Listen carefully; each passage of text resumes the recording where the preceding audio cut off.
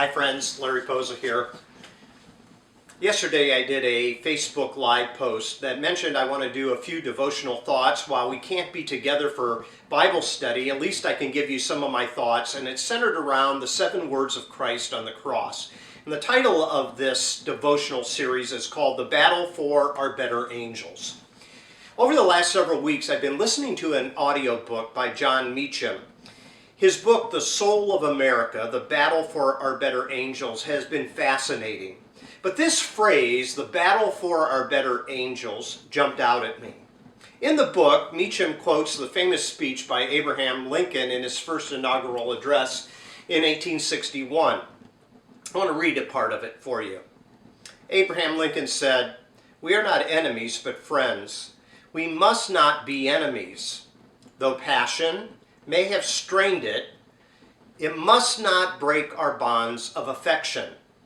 The mystic cords of memory, stretching to every battlefield and patriot grave, to every living heart and hearthstone all over this broad land, will yet swell the chorus of the Union, when again touched as surely as they be by the better angels of our nature."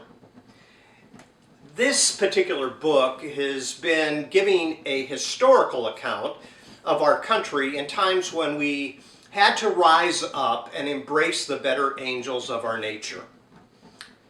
Such as a time as this. We are to come together during this time where we are in self-isolation. Well, one of the purposes of Lent, while we are sitting in our homes, removed from each other, might be to look inside our souls and to see the difference between the better angels of our nature and the darker demons of living in an imperfect world.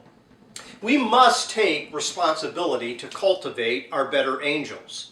But how do we do that? I think the 7 last words of Christ on the cross is a good place to start. Each word that Jesus speaks from the cross reveals the better angel of his nature. When we see Christ on the cross, we gaze deep into a better understanding of the nature of God. While there are many atonement theories that could be debated in the theological halls of academia, it is looking into the soul of Christ while he is on the cross that enables us to see what God is really like. Isn't it amazing that fear has been with us since the beginning of time? We see Adam and Eve trying to hide. We look at some of the stories of the Old Testament, and we see fear drives many of the people that are recorded there to do unthinkable things. Do things to other people who are not a part of their economic, racial, ethnic, religious, or other identity group. We will often justify our fear toward the other based on our understanding of God. And yet the Bible tells us over 300 times to fear not. It is what we do naturally and often, though. And maybe you're full of fear right now.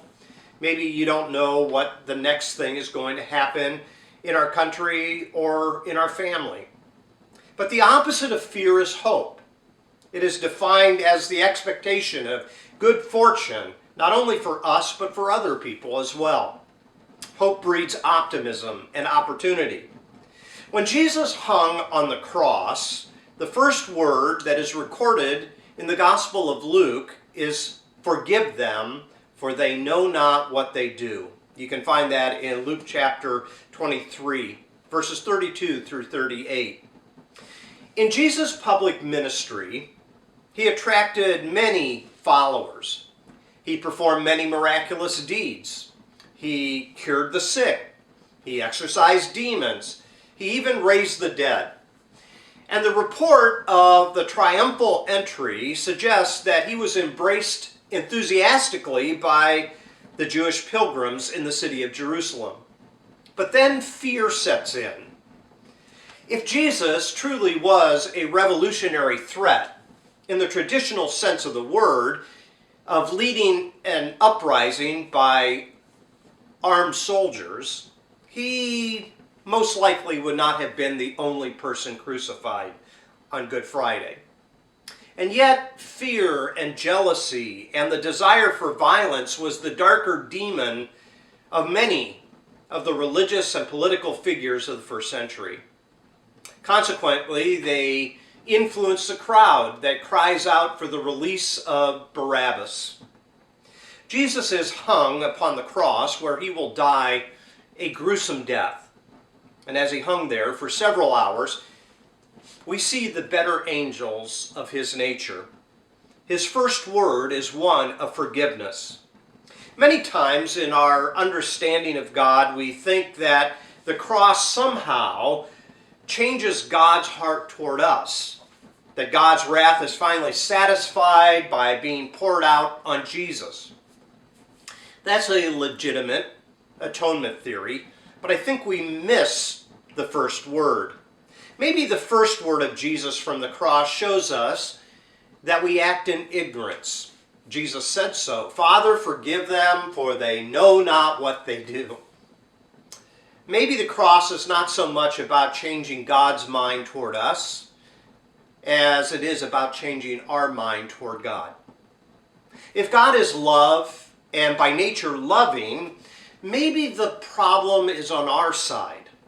Maybe the cross calls us to battle for the better angels of our nature, to open our hearts to the great suffering of Christ, to see the nature of God, and to see his awesome love toward us. Does the death of Christ on the cross reveal to us that God loves us with a love that is willing to suffer rather than inflict revenge? I think so.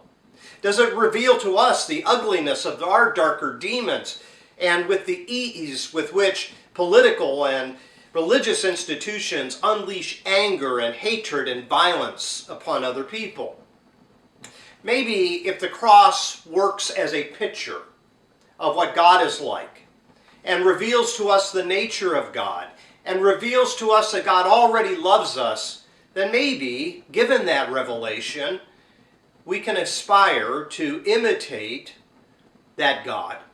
And maybe we can truly reflect what it means to be made in the image of God. Father, forgive them, for they know not what they do. Carry that into the days ahead, and let it overflow in your soul, and let it cultivate the better angels of our nature. God bless you.